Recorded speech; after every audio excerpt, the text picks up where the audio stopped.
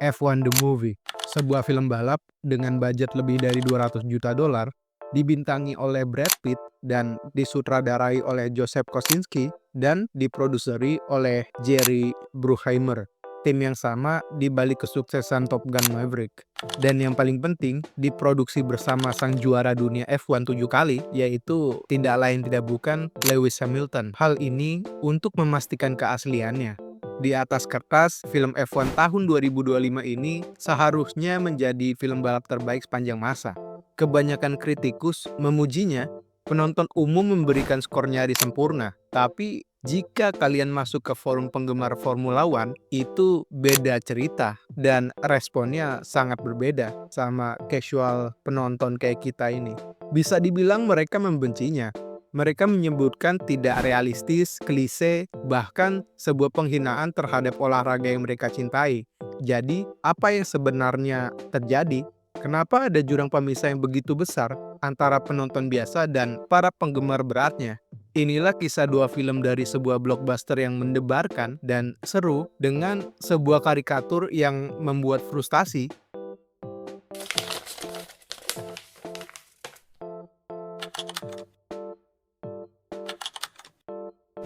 Mari kita mulai dari dasarnya dulu. Film F1 ini yang dipasarkan sebagai F1 The Movie, ini adalah proyek ambisius dari Apple Studio. Bisa dibilang ini adalah iklan termahal bagi Apple itu sendiri. Dan disutradarai oleh Joseph Kosinski, film ini membawa ekspektasi visual yang luar biasa. Sama seperti karyanya di Top Gun Maverick dan Thor Legacy.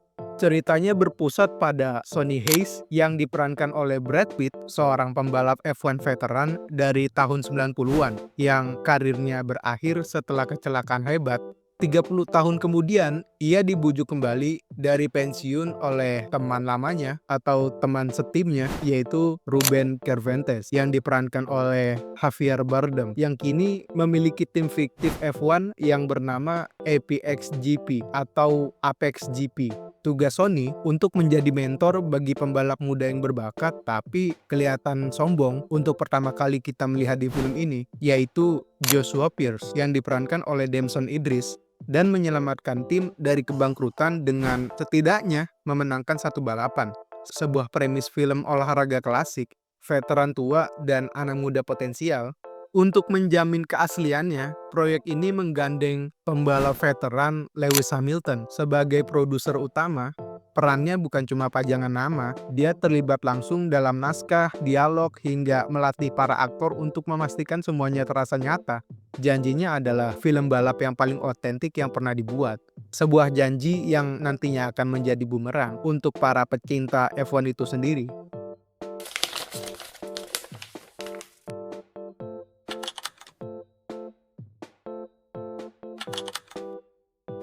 Kalau kita lihat dari sudut pandang penonton biasa, kayak kita atau saya yang jujur aja, buat kita yang buta banget sama dunia F1, paling cuman tahu Lewis Hamilton doang, film ini bisa dibilang seru banget loh. Kita bisa nikmatin tontonannya. Komitmen Kosinski pada efek praktis benar-benar terasa. Mereka syuting di akhir pekan Grand Prix sungguhan, membangun garasi APX GP di tengah-tengah pedok asli. Para aktor termasuk Brad Pitt yang udah berusia 61 tahun benar-benar mengendarai mobil balap yang dimodifikasi dengan kecepatan di atas 290 km per jam. Ini bukan green screen, ini bisa dibilang nyata. Para aktor mengendarai mobil tersebut. Hasilnya adalah tontonan visual yang memompa adrenalin dan seru, jujur aja. Sudut kamera 6K yang dipasang di mobil memberikan perspektif yang belum pernah kita lihat sebelumnya, menempatkan kita tepat di kursi pengemudi. Ditambah lagi scoring dari Hans Zimmer, mungkin bukan karya terbaiknya di film ini, tapi untuk sebuah film keseluruhan, musiknya emang udah top tier dan bikin kita enjoy banget. Dan salah satu kekuatan terbesarnya ada di hubungan antara tiga karakter utamanya, yaitu Sonny Hayes yang diperankan oleh Brad Pitt, Ruben Cervantes yang diperankan oleh Javier Bardem, dan Joshua Pierce yang diperankan oleh Damson Idris. Perkembangan hubungan mereka dari rival menjadi sebuah keluarga terasa menurut kita solid banget dan terbangun dengan baik. Jadi sebagai sebuah film, F1 berhasil, ia menghibur, spektakuler, dan punya cerita yang mudah diikuti. Tidak heran kritikus dan penonton umum menyukainya, tapi disinilah masalahnya dimulai.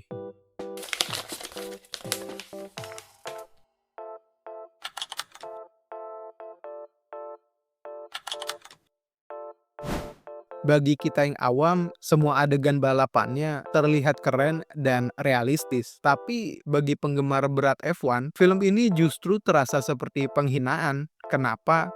Karena di balik visualnya yang otentik, plotnya mengabaikan hampir semua aturan, logika, dan semangat dari olahraga ini. Pertama, premis utamanya. Seorang pembalap berusia 60 tahunan kembali dari 30 tahun absennya dan bisa bersaing di level tertinggi. Ini dianggap merendahkan betapa beratnya tuntutan fisik F1, salah satu olahraga paling ekstrim di dunia. Tapi yang paling parah adalah adegan di Grand Prix Hungaria. Di sini, tim EPXGP dengan sengaja menyuruh Sunny Hayes untuk menabrakkan mobilnya atau menabrak mobil lawan demi memicu safety car dan memberikan keuntungan pada rekan setimnya. Bagi penggemar F1, ini Crashgate 2.0. Di dunia nyata, ini bukan strategi jenius. Ini adalah kecurangan terang-terangan yang akan berujung pada diskualifikasi dan larangan balapan seumur hidup. Menggambarkannya sebagai momen heroik dianggap sangat tidak menghormati olahraga ini. Lalu ada momen-momen lain seperti melawan fisika, mobil yang masuk pit stop dan secara ajaib kembali ke tengah pertarungan, pembalap yang saling menabrak tanpa kerusakan berarti, dan puncaknya kecelakaan Joshua Pierce di Belgia, di mana mobilnya terbang dan meledak seperti adegan dari Fast and Furious. Rekaman di balik layar bahkan menunjukkan mobil itu diluncurkan dari ketapel.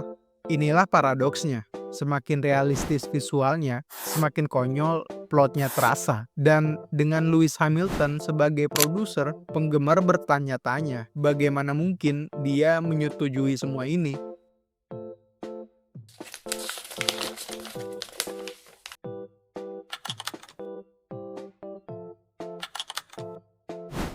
Pembelaan yang sering muncul adalah, ini kan cuma film, nikmati saja. Tapi argumen itu runtuh jika kita membandingkannya dengan film balap lain seperti Rush yang tayang pada tahun 2013 atau Ford versus Ferrari yang tayang pada tahun 2019.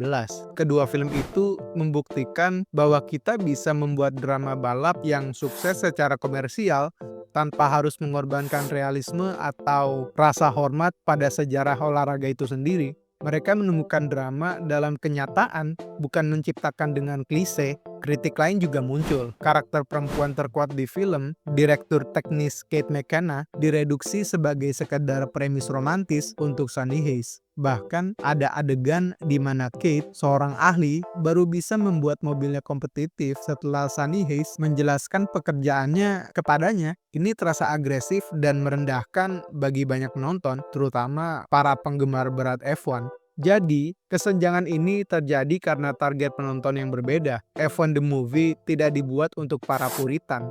Film ini menargetkan audiens baru yang masif. Penonton yang sama yang didapat F1 dari serial Netflix Drive to Survive, yang juga sering dikritik karena mendramatisir realitas demi hiburan.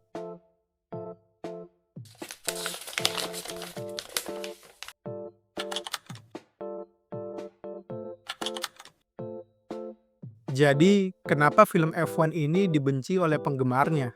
Jawabannya sederhana, karena film ini dijual dengan janji keaslian, tapi realitasnya menyajikan fantasi Hollywood. Ini adalah perasaan yang dibohongi bagi penggemar F1. Sebagai sebuah produk hiburan, film ini sukses besar, meraup lebih dari 600 juta dolar di seluruh dunia dan menjadi film balap terlaris sepanjang masa. Tidak dipungkiri lagi, film ini akan membawa jutaan penggemar baru ke Formula One, yang merupakan tujuan utama dari pemilik F1, Liberty Media. Pada akhirnya, F1 bukanlah film yang buruk, tapi bagi mereka yang tahu dan mencintai olahraga ini adalah film yang bisa dibilang buruk. Hal-hal yang membuatnya menjadi hit di kalangan penonton casual kayak kita ini, kayak saya ini, plot yang sederhana, aksi yang dilebih-lebihkan, drama yang mudah dicerna, tapi itu adalah hal-hal yang sama persis yang membuatnya dicemooh oleh para penggemar setianya. Ini adalah kisah tentang dua audiens, dua ekspektasi, dan satu film yang mencoba memuaskan keduanya. Namun pada akhirnya hanya berhasil memuaskan salah satunya. Bagaimana menurut kalian? Apakah kalian menikmati film ini atau justru merasa film ini itu menghina karya olahraga F1 itu sendiri?